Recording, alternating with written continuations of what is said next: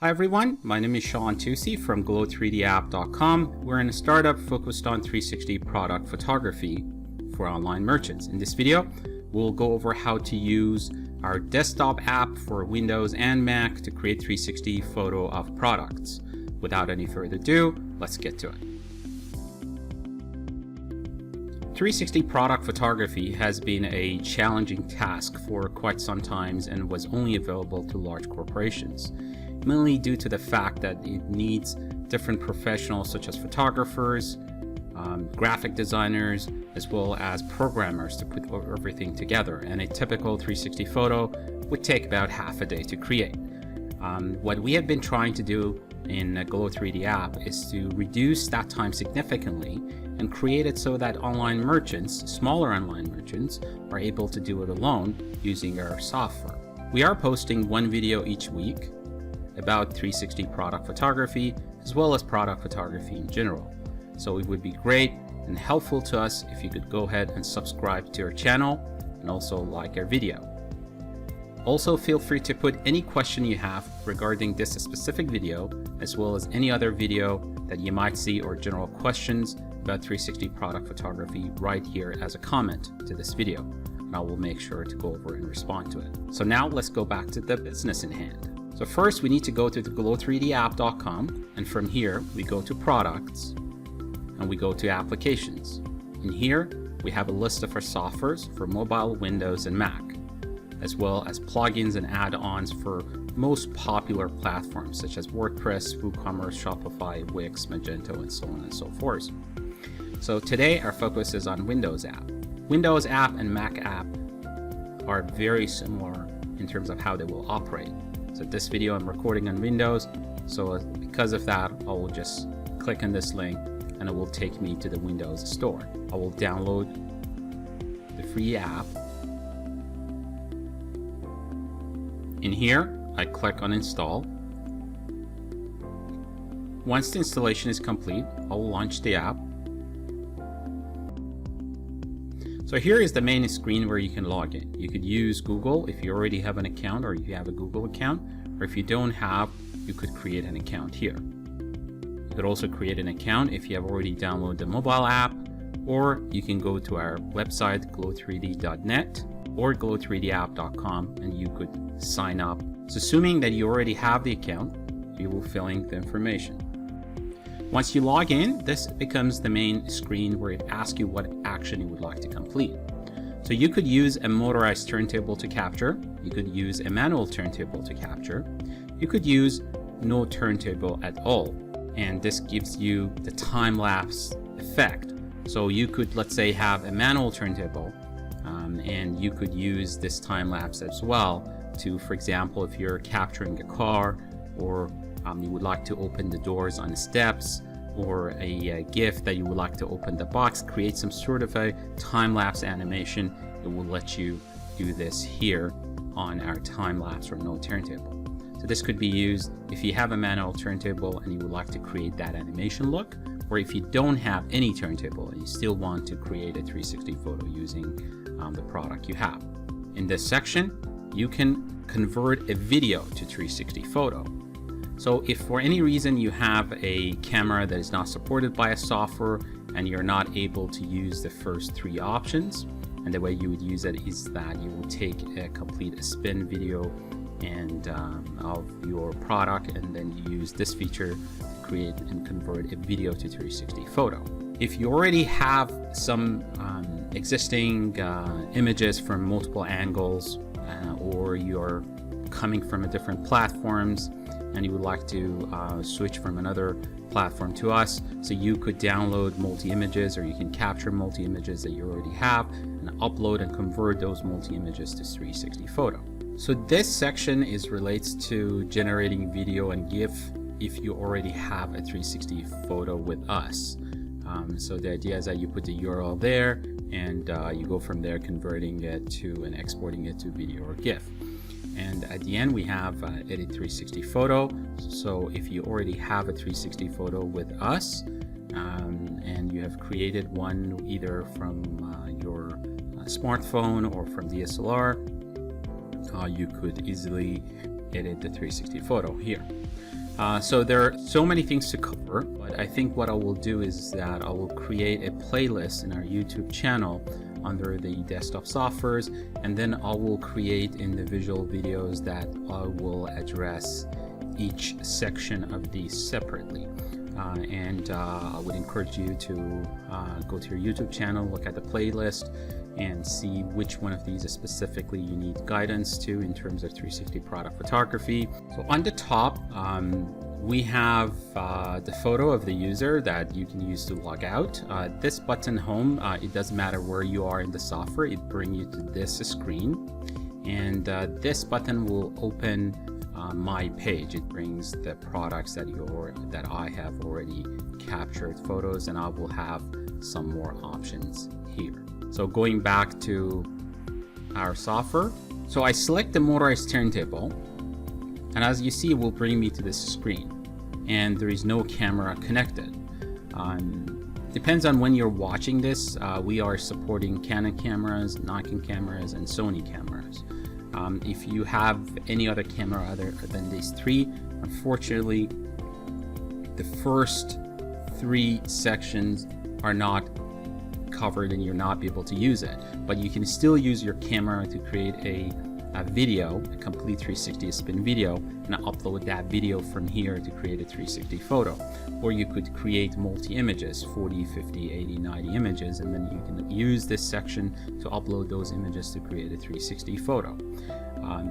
But assuming that you have any of these three kinds, when you come here, if your camera is not connected to the computer, that's the first thing you need to do. So you connect the camera to the computer, and what I will do, I will turn the camera on, and once I turn the camera on, I will press retry. And what it does, it gets connected to the camera and it opens the live screen of the camera and what it is looking at. So this is what the setup I have. I have my camera on tripod. So this is my light box. I have a turntable, and I have this small light box here that I'm putting, but obviously your setup could be different based on the size of the product that you are doing the photography. So this screen is for motorized turntable. I can see the live view in this section. Here I can put the number, a complete duration for a complete 360 turn for my device. Here I will put how many number of frames I want to take. So the larger the object is, the more horizontal the object is, you want higher number of frame. And based on different plans you will get different options here. You can go from anywhere from 48 to 90 frame. You can select, depends on what your plan supports. Here you select the maximum quality. I tend to like to put it in the maximum quality always, and I personally like the camera on a manual mode, and it is very important, I will repeat again, that your lens must be on manual focus, because I'll give you the ability to have everything set up on manual. I like the manual because then I can really play around with it here. But you could have it on different settings as well, but you cannot have it on autofocus. Otherwise, while it is capturing, it wants to autofocus every single frame, and it will create delays in the capture.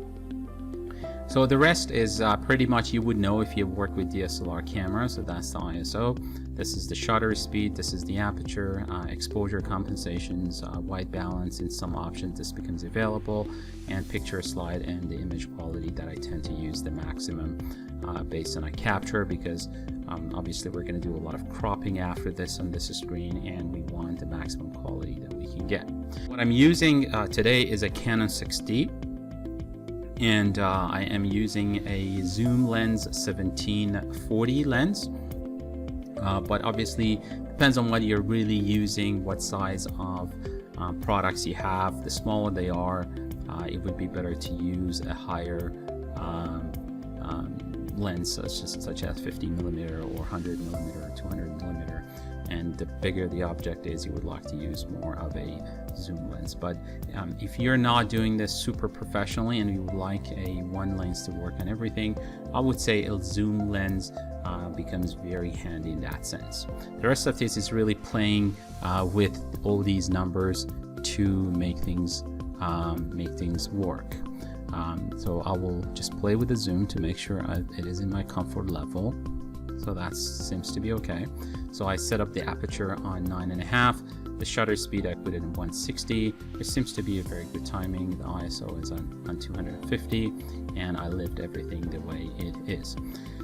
On this side, I chose maximum quality of 8K. The number of frames that I would like to have, I will put it at 48. I personally like the number 48, but I believe you can go up to 90 if you want to.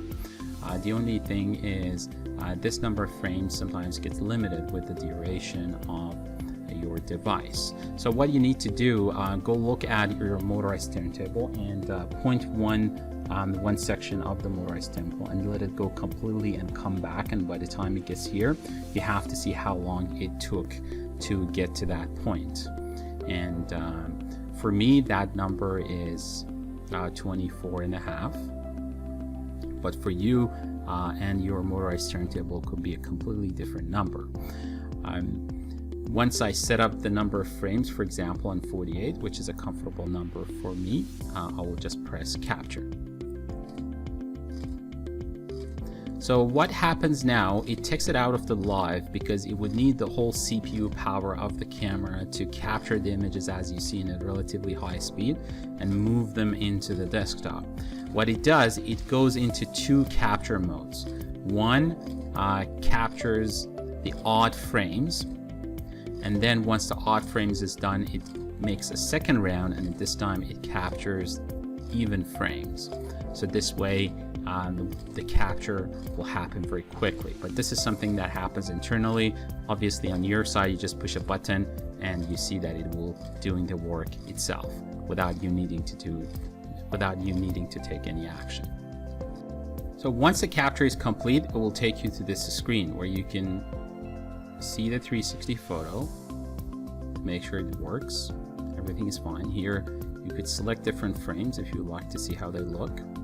And in here you have different options. For example, you could choose a specific frame and set current frame as the thumbnail, as the first image that people will see when they will come in. If you specifically want to spec in one frame, let's say we want to spec a frame, we could actually zoom it here. So what it does, it opens up the image in its capture quality. If you're not happy, you can go back and retake. You can spend more frames. And if for any reason you need to take the image from here to any photo editing software like Photoshop or Lightworks, you could actually click here. What it does, it opens up the image. For example, here we have our original images. That is what has been taken. You could easily copy it and paste it or take it to any platform that you would like to have. Here on the top, you will see the number of frames where we are. Here you can turn on the loop. So basically the idea for the loop is that once you go to the complete round, it goes to the first frame, or if it is going to stop. See, even though that I'm moving, it's stopping because that was the last frame. If I turn the loop, then I will have it spinning indefinitely. We also have change direction. If you notice, when I take my mouse and take it to the left, the car is going to the right. So the loop is not correct here. So I can just change the direction. So now it works exactly the same way that my mouse is moving. And this is what I would like to keep. So once I'm happy with this, I click next. So in this screen, as you see, we're putting the silhouette of different frames here.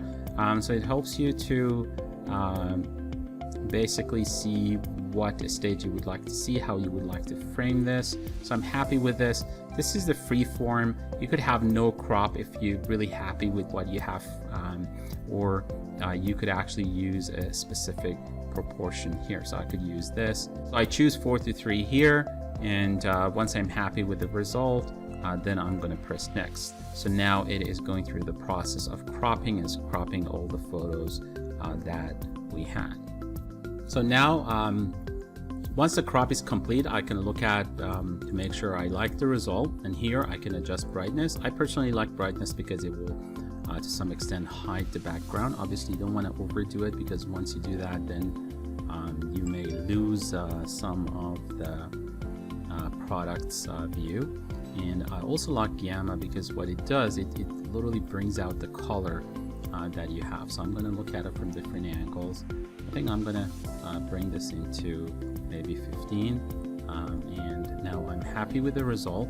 And I personally also like to increase where I can a little bit of sharpness, because it will make the product a little bit sharper, which I personally like it. So I play with this, I look at it from different angles. Now that I'm happy, I click save. But before that, we also have a filter here. You could make it gray, you could really have different filters on, which I'm not planning to do it, so I leave it the way it is, and I click save.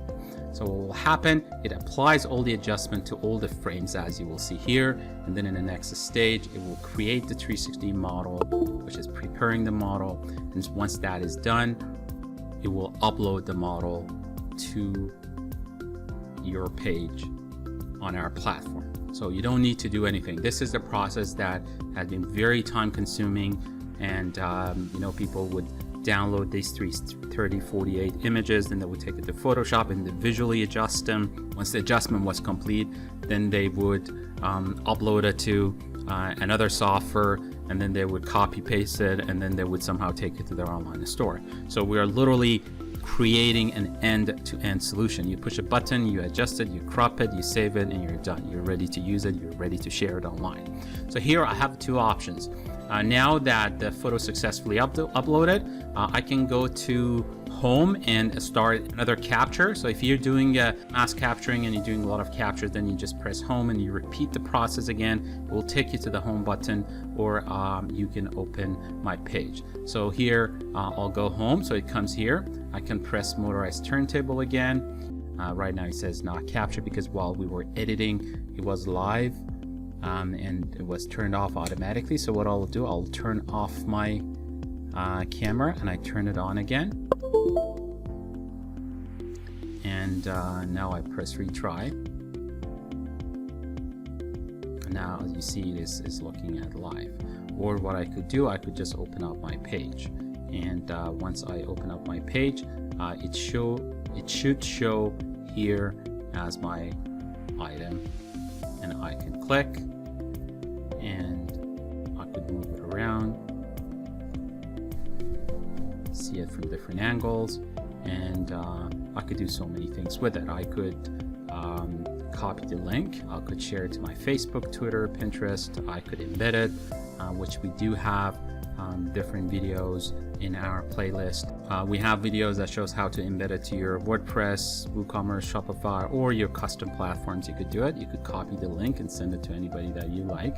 So the link is copied onto clipboard. You also can save it to different albums. So some of our plans do support albums where you could save it into different albums that you have. And this kind of is like very much like putting them in different folders, so you can organize it if you have multiple clients or multiple projects, multiple categories. So you could literally create an album for each one, and one object can go into different albums. We do have a very good video explaining the whole web platforms, but I'll put a link somewhere here where you guys can click and watch different features of how you share. But this video is mainly focused on how to create something like this using the motorized turntable and using our platform. Again, if you have any question regarding this video or in general about 360 product photography, please put them in the comments below, and I would be happy to go through them and answer them.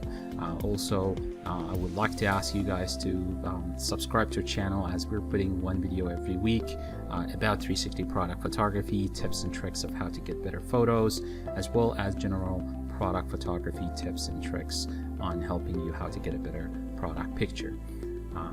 Thanks again for watching. Have a good day.